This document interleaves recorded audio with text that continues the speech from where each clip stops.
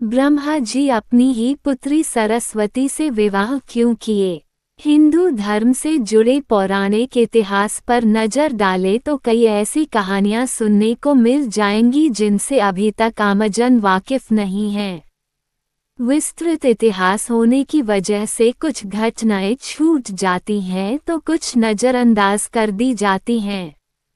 इन्हीं कहानियों में से एक है सृष्टि के रचयिता ब्रह्मा का अपनी ही बेटी के साथ विवाह करने की घटना। ये बात तो हम सभी जानते हैं कि त्रिदेव के हाथों में ही इस सृष्टि की बागडोर समाहित है। ब्रह्मा के पास सृष्टि की रचना का दायित्व है तो विष्णु के पास संरक्षण का, वहीं देवों के देव कहे जाने वाले महादेव शिव को विनाश का जिम्मा सौंपा गया है। इसी विनाश के बाद फिर से शुरू होता है सृजन का चक्र। ब्रह्मा का अपनी ही बेटी के साथ विवाह करने की इस घटना का उल्लेख सरस्वती पुराण में वर्णित है।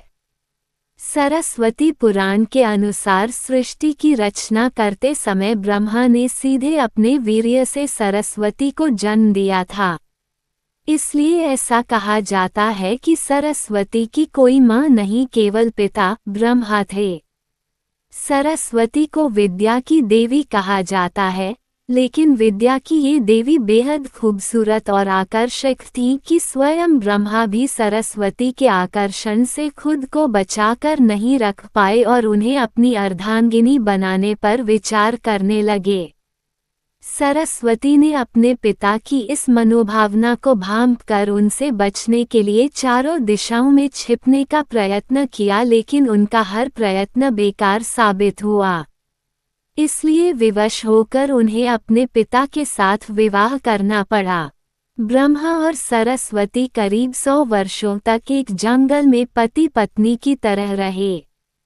इन दोनों का एक पुत्र भी हुआ जिसका नाम रखा गया था स्वयंभू मनु। मत्स्य पुराण के अनुसार ब्रह्मा के 5 सिर थे। कहा जाता है जब ब्रह्मा ने सृष्टि की रचना की तो वो इस समस्त ब्रह्मांड में अकेले थे। ऐसे में उन्होंने अपने मुख से सरस्वती, सांध्या, ब्राह्मी को उत्पन्न किया। ब्रह्मा अपनी ही बनाई हुई रचना सरस्वती के प्रति आकर्षित होने लगे और लगातार उन पर अपनी दृष्टि डाले रखते थे। ब्रह्मा की दृष्टि से बचने के लिए सरस्वती चारों दिशाओं में छिपती रही, लेकिन वह उनसे नहीं बच पाईं। इसलिए सरस्वती आकाश में जाकर छिप गईं, लेकिन अपने 5वें सिर से ब्रह्मा ने उन्हें आकाश में भी खोज निकाला और उनसे सृष्टि की रचना में सहयोग करने का निवेदन किया। सरस्वती से विवाह करने के पश्चात सर्वप्रथम मनु का जन्म हुआ। ब्रह्मा और सरस्वती की यह संतान मनु को पृथ्वी पर जन्म लेने वाला पहला मानव कहा जाता है। इसके अलावा मनु को वेदों, सनातन धर्म और संस्कृत समेत समस्त भाषाओं का जनक भी कहा जाता है। प्रजापति ब्रह्मा का अपनी ही पुत्री के प्रति आकर्षित होना और उसके साथ संभोग करना अन्य सभी देवताओं की नजरों में अपराध था। सभी ने मिलकर पापों का सर्वनाश करने वाले शिव से आग्रह किया कि ब्रह्मा ने अपनी पुत्री के लिए यौनाकांक्षाएं रखीं, जो कि एक बड़ा पाप है। ब्रह्मा को उनके किए का फल मिलना ही चाहिए।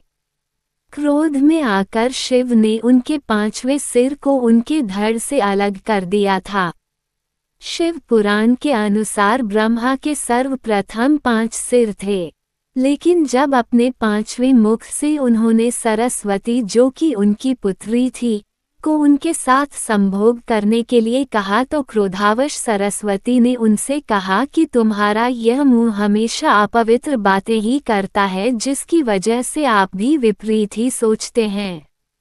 इसी घटना के बाद एक बार भगवान शिव अपनी अर्धांगिनी पार्वती को ढूंढते हुए ब्रह्मा के पास पहुँचे तो 5वें सिर को छोड़कर उनके अन्य सभी मुखों ने उनका अभिवादन किया, जबकि 5वें मुख ने अमंगल आवाजें निकालनी शुरू कर दी। इसी कारणवश क्रोध में आकर शिव ने ब्रह्मा के 5वें सिर को उनके धड़ से अलग कर दिया।